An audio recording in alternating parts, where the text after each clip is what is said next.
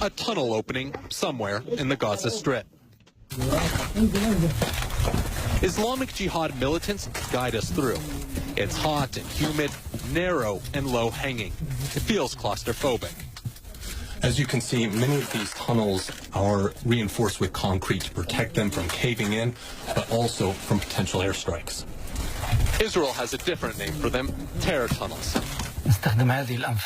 We use them as a shield against heavy missiles fired by F-35 and F-16 aircraft, as well as helicopters, so that our fighters can move and play their role defending the Palestinian people.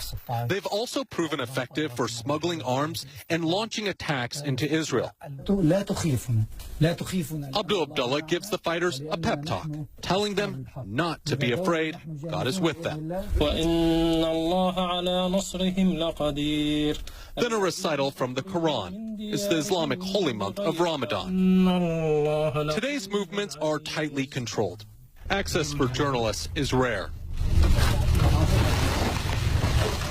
They blindfold us, and we prepare to be driven on to the next location. Islamic Jihad is one part of the complex, faction-based society that is Gaza. It is smaller than Hamas, the militant group that runs the Strip. But late last month, Islamic Jihad triggered the biggest exchange of fire over Gaza for 4 years. Israel bombing 60 targets in response to about 100 rockets and mortars fired from launch sites like this one. So he's telling me this weapon system here has the range of about 4 to 6 kilometers. It was recently used against Israel. Abu Abdullah says the attack was revenge for the deaths of scores of Palestinian protesters killed by Israeli soldiers on the Gaza-Israel border. The world hears the conflict only through Netanyahu's voice. We try to make it hear us through the sound of these simple missiles. To say that we are here, we have land, we are human beings, we want to live in dignity. But one projectile hit a kindergarten in Israel. No one was hurt, but only because no one was around.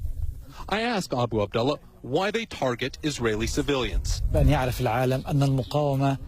world needs to know that the resistance never plans to target children.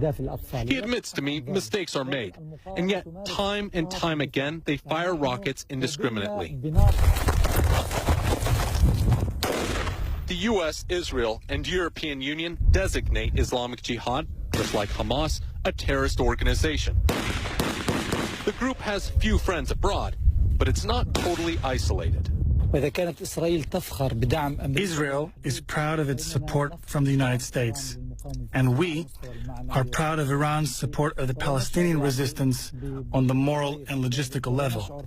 There is nothing wrong with it, and it is not a secret. Gaza's tragedy can be described in a host of different ways. Having militant groups in charge committed to Israel's destruction is just one of many. But for as long as Israel and Egypt maintain an iron grip from outside and the rest of the world wrings its hands, it's hard to see how anything will change. Ian Lee, CNN, Gaza.